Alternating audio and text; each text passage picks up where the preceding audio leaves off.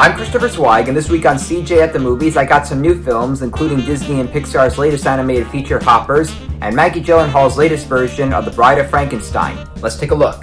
Our first movie is a delightful new Disney and Pixar animated feature called Hoppers, which introduces us to Mabel, a teenager and animal activist voiced by Piper Curda, who is always trying to prevent the mayor Jerry, voiced by John Hamm, from developing a freeway over the forest glades. Her biology teachers enter Avatar territory by creating robot animals known as hoppers. They make a beaver hopper, which Mabel occupies and uses it to communicate with other animals in her mission to save their environment. Through hopping technology, both Mabel and the scientists are able to understand these animals, and they look and act like cartoon characters, especially a lovable beaver king named George, voiced by Bobby Moynihan. And he's not the only monarch here, because there's the council, which includes sister snake queens, a fish queen, and even a sinister butterfly queen with the voice of Meryl Streep, who has an eviler son and soon to be the insect king with the voice of Dave Franco. And unlike the two beavers, they plan to save their environment by killing Jerry. For those of you who are cynical about it, you better buck up and give a damn, because Hoppers is a winner. Instead of it gloating about it trying to channel on the success of Avatar, the movie knows how to handle the genre,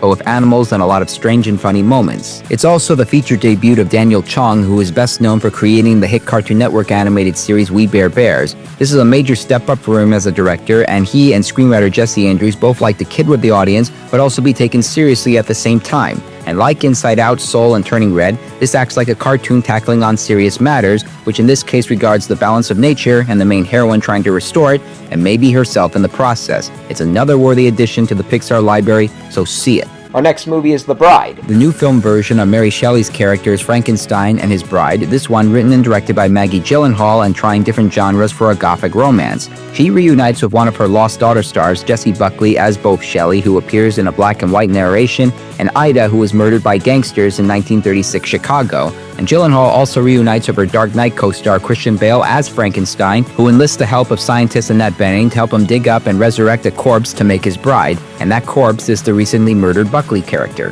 The different genres the bride goes for includes a Bonnie and Clyde-inspired trip from Chicago to New York to Niagara Falls, as they're both pursued by two detectives played by Gyllenhaal's husband Peter Sarsgaard and Penelope Cruz, and a dancing picture as Frank becomes inspired by a Fred Astaire-type actor played by Jake Gyllenhaal, brother of you-know-who. The Bride doesn't top Guillermo del Toro's Frankenstein, and I'm not sure how Boris Karloff would approve of movies these days, but instead of acting all self-congratulatory in the genre, it likes to have fun with it, and even allows Buckley to deliver the outspoken dialogue and crazy makeup, which includes frazzled blonde hair and ink marks on her face, tongue, and hands. There's going to be a lot of comparisons to Frankenstein, as well as Emerald Fennell's eye-popping but whiny vision of Wuthering Heights, and the cynical DC sequel Joker Folie à Deux in this picture, and it delivers, so see it. Next up, Dolly, a horror film from IFC Films that looks and sounds like a better idea than it plays like. The monster in this movie looks like a person wearing some kind of doll mask, let's call it Dolly, and it is played by a non-binary wrestler named Max the Impaler. It kidnaps the young woman named Macy, played by Fabianne Therese, who was on a camping trip with her boyfriend, Sean William Scott. Just as he plans to propose to her, he comes across Dolly, who attacks him and takes Macy to its house, where it treats her like a baby. Dolly goes on repeat with the girl fighting and knocking the monster out, only for it to come back to life and kill more people and attack her again. It's annoying and predictable, and it should have just qualified itself as a short film in a horror anthology film. In fact, this is a feature-length remake of the 2022 short film of the same name, made by the same filmmaker, Rod Blackhurst. I like where he's going with the look and ambiance in the film, especially with the dolls nailed to the trees and the little trinkets in the mix, but he seems to be extending a short film without really delving into the story or trying different angles of the monster, treating its victim like its own baby, and this baby is a grown woman, so I gotta say, goodbye, Dolly.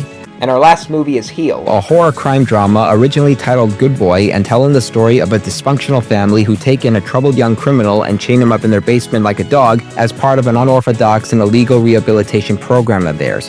The parents are played by Stephen Graham and Andrea Roseborough, and the criminal they imprison is played by An Sun-boon. This boy specializes in social media pranks and vandalism, so you know he's going to be cursing a lot at them. There's also the couple's little boy, played by Kit Rakusen, who grows attached to their new prisoner, and they have a Polish housekeeper, played by Monika Frezjek, who doesn't have a character study and relies on an unnecessary subplot when men are stalking her and no payoff is provided.